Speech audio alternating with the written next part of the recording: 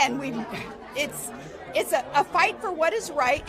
For the first time since 1972, Democrats now hold the single Alaska House seat, with Sarah Palin losing her race against Democrat Mary Peltola, who actually won on her 49th birthday. So in this video, I will get into what happened here, how Sarah Palin lost. Also keeping in mind, this is just to write out the remaining of Don Young's term. Don Young, who died in March. So there's going to still be another election in November to see who will hold that seat for the next 2 years. But still, this is a massive victory. And as I'll get to, the voting system in Alaska, the new voting system, is definitely what helped lead to this. So first off, here's the result. Peltola, 51.5% to 48.5% for Sarah Palin. Let me show you the reaction in the room when Peltola won, and I'm going to show you her clips back to back with Sarah Palin. So you're going to see just two very different candidates. And also later in the video, I will show you one of Mayor Peltola's campaign ads that also shows you a very different kind of politician compared to Sarah Palin. With 91,206 votes, and Sarah Palin with 85,902.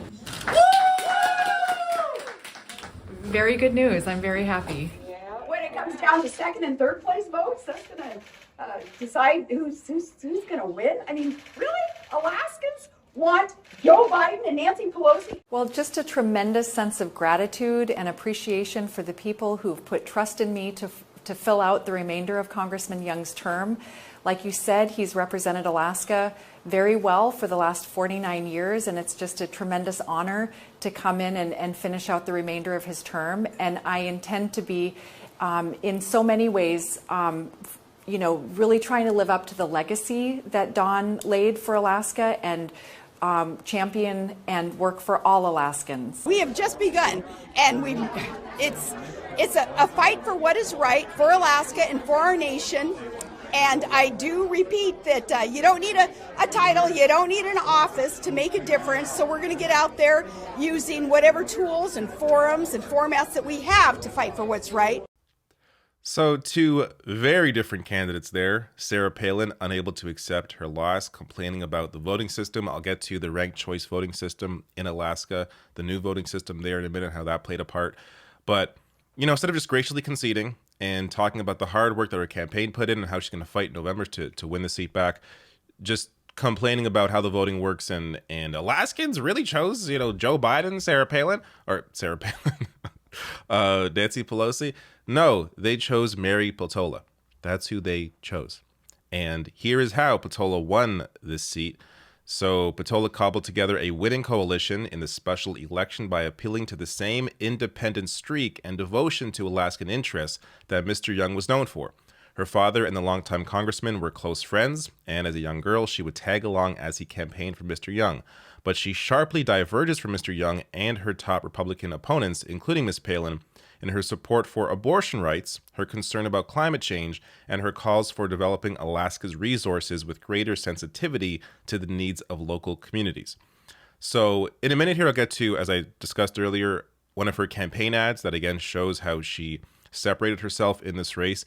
But you can see here, even though Peltola is viewed as a moderate Democrat, she still recognizes, the need to have abortion rights, the issue of climate change, and of course, the need to address Alaska-specific issues, and has often discussed during this race the need to, work across the aisle, work with others in trying to accomplish these goals. A very different message from Sarah Palin, and on that point, this is, from all reporting, a large reason why Palin lost is because of Palin and not necessarily because of Peltola. So Palin, not the maybe the biggest favorite in Alaska that she once was. So during the campaign, critics questioned Palin's commitment to Alaska, citing her decision to resign as governor in July 2009, partway through her term.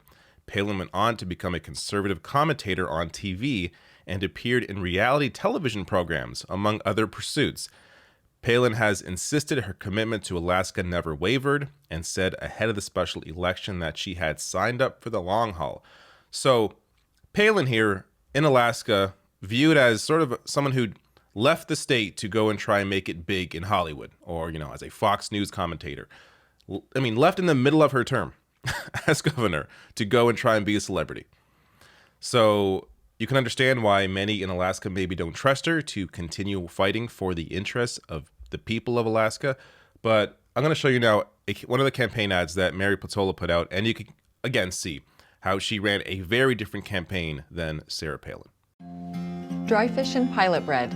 That's how I got other legislators in the room when I was rebuilding the bipartisan Bush caucus. I'm Mary Peltola, and together we tackled energy issues to bring down the cost of living. Now I lead the Kuskokwim River Intertribal Fish Commission, a coalition of 33 tribes working to protect Alaska fisheries. I approve this message because I know how to work together to get things done. Look at that campaign ad. Like, you couldn't be less offensive. Just this kind music in the background, this very gentle tune, discussing what she's done in the past, very soft spoken. And also notice not a single man in that campaign ad. Very interesting. And meanwhile, Palin, you've already seen clips of her. Just a very different approach to everything. But this is where we get to the ranked choice voting and how this played a piece, and how maybe ranked choice voting should be brought into more states. So this from CNN here. Elections in Alaska now start with an open primary in which candidates of all parties compete, and all voters are allowed to participate, casting their ballots for the one contender they prefer. The top 4 vote getters, regardless of party, advance to the general election. Then, in the general election, instead of just voting for one of the top 4 candidates, voters rank their preferences in order. They are allowed to rank candidates 1 through 4, but are not required to do so. Voters could instead choose only to rank their preferred candidate or only rank their top 2. If no candidate receives more than 50% of the first place votes, then the ranked choice system is used to determine the winner. So essentially, the further along the voting goes, more candidates are knocked off until one candidate is able to achieve at least 50% to then win the race. So it got down to the point where it was Sarah Palin and Peltola, and this is where, based on second choice, third place votes, Peltola was able to win this race, going again to the point that Sarah Palin not well liked in Alaska. So I'd be curious to see if someone else was the Republican option here, how that would go. But then again, they had another Republican in the race, and that person was knocked out. So essentially, the voters for the GOP chose Palin, but no one else did. So the Democratic voters likely didn't even rank Palin in their choice, which is what brought Palin, to the spot that she ended up being in. Now, and by the way, if you want to go deeper into how the system works, I'll link to this below the video under sources on YouTube.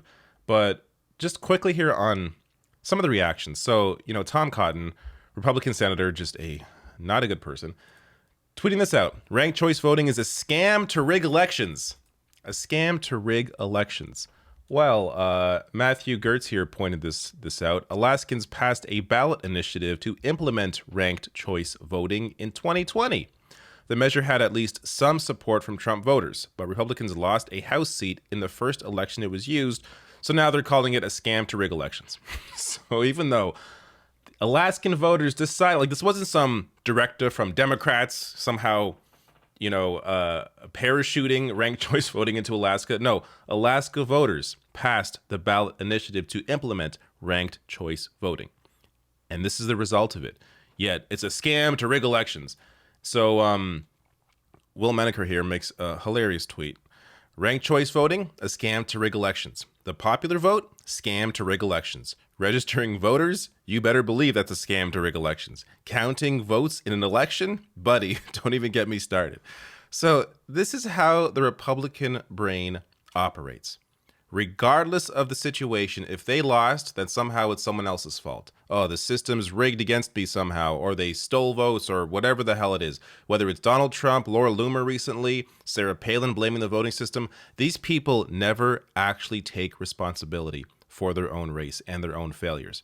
Now, there are situations where you can complain about the system, like the inability for people to actually go out and vote that wanted to vote. So there's a lot of issues, around that, with whether it's gerrymandering or Republicans trying to suppress voter turnout, because when voter turnout is low, Republicans win. When it's high, Democrats tend to win. And also, when it comes to how much, corporate money is poured into the system, so clearly the candidates that back massive corporations and the interests of capitalists end up having a larger advantage than those that actually fight for the working class. So there are ways we can, accurately criticize the system. But when it comes to this stuff, like for Republicans to have won all of the elections they have won while losing the popular vote is completely insane for them to complain about the system. I mean, can you imagine if the shoe was on the other foot and Republicans kept losing elections where they won the popular vote? You can almost guarantee that at this point, the system would have been changed to recognize that the popular vote actually determines the presidential election. But because Republicans have been winning based on them losing the popular vote, they are not fighting to change the system to make it more democratic. Yet they are still complaining about the rigged elections. The whole thing is nuts. But regardless, good to see Mary Peltola here win this race. And also worth noting, she's the first Alaska native to have that seat. I mean, the fact that she's the first Democrat to win in 50 years also kind of gives that away. But really good to see, and interesting to see what will happen in November.